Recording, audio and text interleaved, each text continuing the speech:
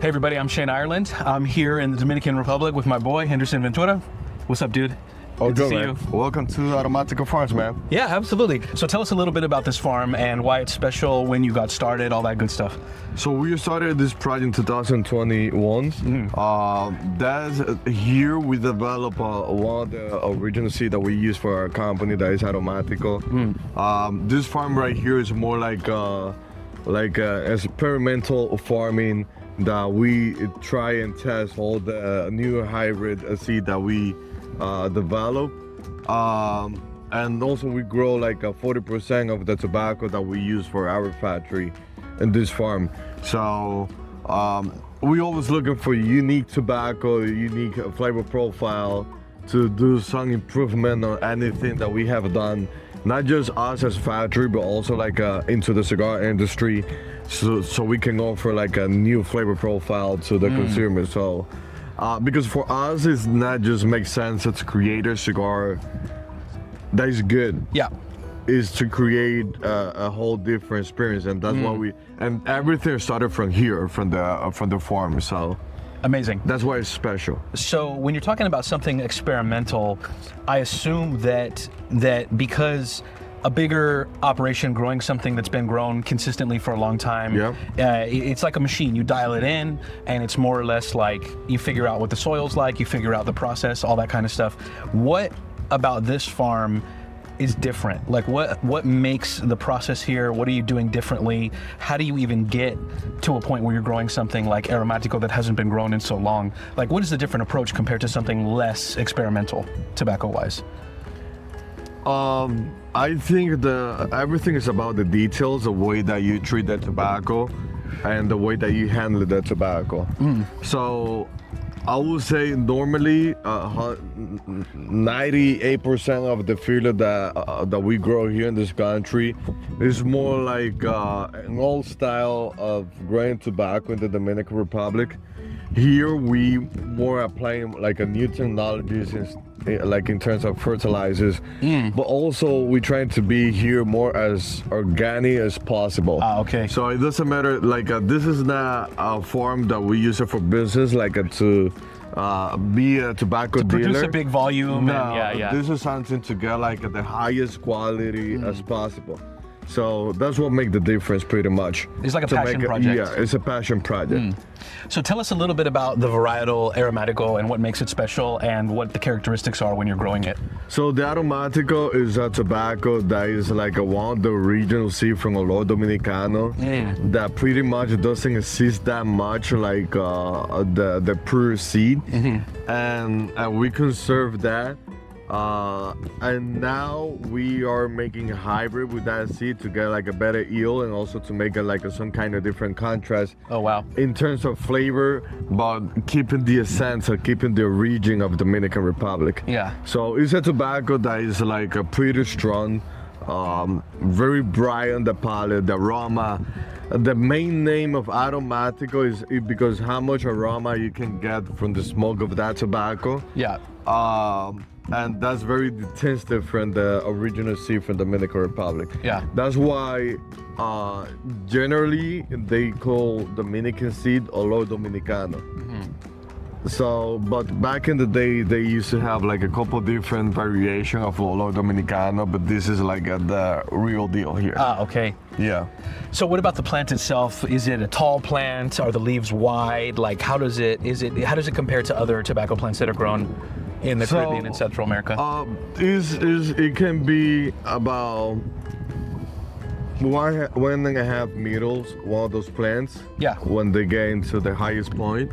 The leaf is more narrow, and more is a longer leaf. Okay. So you can tell just by looking at it, like the difference between like a Cuban seed plant and the Aromático. And also like a Cuban seed plant, the leaf is all pointing like to the top, like to the sky. Yeah. Because how long the leaf There's a lot of weight. with the Aromático, it's just like a fold down pretty much. Yeah. So I would say the most similar shape leaf that you can get beside the Olor Dominicano and the Aromático is like a Connecticut, like the broadleaf. Like a raw leaf, okay. You know, more narrow, longer. It's very similar. It's thicker. It's thicker also. So what about like how many crops in a year can you plant? We just do one. Just one. And what is the time period for that? We're starting normally like late September or mid-October, depending on the variety. But we switch pretty much everything to mid-October and late October. Yeah. Normally in the season to start planting the tobacco, and the prime is September. Okay. But we figured out like in October, the soil calmed down a little bit. And because of rain, a more fresher weather, so you get like a less sickness, you know, because everything comes from the hot soil coming out of the summer. Yeah. So this is from late October until March. Until March. Okay. Yeah. So basically, at what point do you start trimming the lower primings, and at what point are they ready to harvest?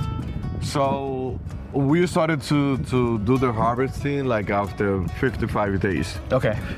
And then in 55 days you do the first like priming,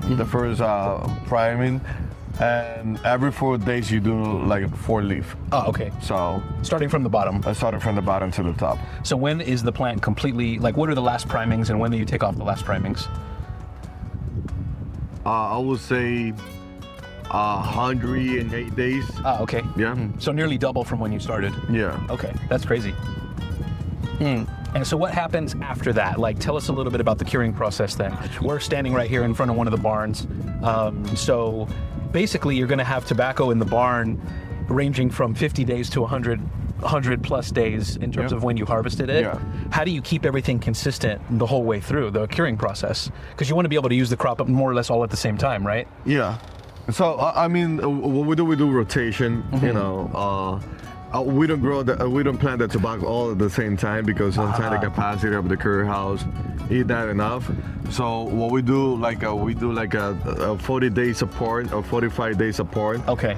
Like we do half of the farm first, and then another half 50 days after. That makes sense. So by the time the cure process, it lasts between 45 days to 55 days. Yeah. So by the time the cure process is completely done, I can bring the other tobacco. Yeah. Okay. Okay. So that's what we do. So from start to finish, from seed in the ground to the tobacco being cured in the barn, you're talking about it could 4 months. It could be 4 to 5 months. 4 or 5 months. And that's before it gets processed in any way. Yes. It's crazy. And then it's another year of processing that tobacco. Yeah, minimum. Yeah. No, minimum average. is like average is like 6-8 months. But for us, what I do like a longer and more slow fermentation to the tobacco. And like for filler, we devein the filler after a year, because what you do, all the nutrients from the tobacco is in the main vein at the center, the stem, and longer you let that vein inside the leaf, you get like a more nicotine and a strength and it's flavor. like letting the tomatoes ripen on the vine. Yeah, kind of a thing. Exactly. So if you said that approximately 40% of the tobaccos you're using in the ADVentura production is coming from this, from this farm. From this farm. Yeah. So if I wanted to get an idea of maybe which one of your cigars I could taste the tobacco from this farm, where would you suggest that I start?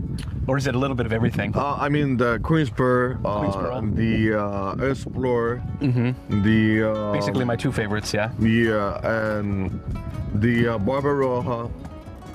Actually, the first cigar that we make using tobacco from this farm was Barbaroja. Really? Yeah. Oh, that's awesome. So we're using Aromático Habano binder on that blend from here. Oh, wow. Okay. Yeah. Amazing.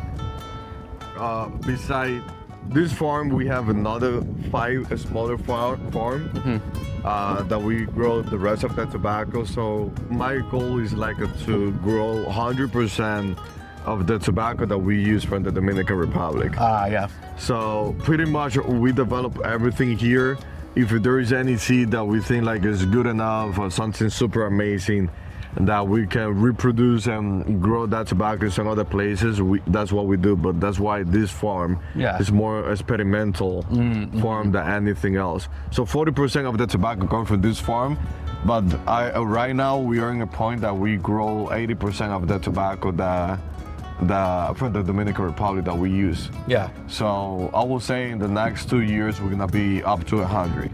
Oh wow, that's incredible. That's incredible. You mentioned earlier talking about the experimental nature of this farm and the details and getting it right and using innovations in like processes and fertilizers and stuff. Is it safe to assume that when you're doing a smaller operation like this with hybrid tobaccos, very experimental, I assume that has to be more there has to be more cost that goes into that too, right? Yeah. Yeah. So it's double down the price pretty much. Really? The cost of the tobacco on this farm and the other farms. And is that just because you're trying to strive for like a more organic approach, a more natural approach? A more organic approach, yes. So, I mean, when you use more organic approach, you need more labor, you know, of taking care more of the plants. So taking off the little leaf, like grind the side, the suckers, right? Yeah, so. Crazy. And you lose at least like a 15% of the crop every year. So you by being as meticulous. Organic, yeah. So you lose 15% of the crop by being meticulous and having high standards, and then the yield of the tobacco, the weight after it's curing, is another 25-30% as well, right? Yeah. That's incredible. By the time you cure, and not just that, by the time you cure the tobacco until you finish the processing of fermentation and all of that, you lose another 30%. Yeah. Sounds like a headache. We're talking pounds. Yeah, right? sure. Absolutely. Henderson, thank you so much for taking the time, man. This is my favorite part of the process. This is like where the magic happens here in the fields. I appreciate you showing this to me, and everybody out there, make sure that you grab some of the ADVentura cigars to get a taste of what this little farm has to offer. Thank you, man. I appreciate it. Always a pleasure.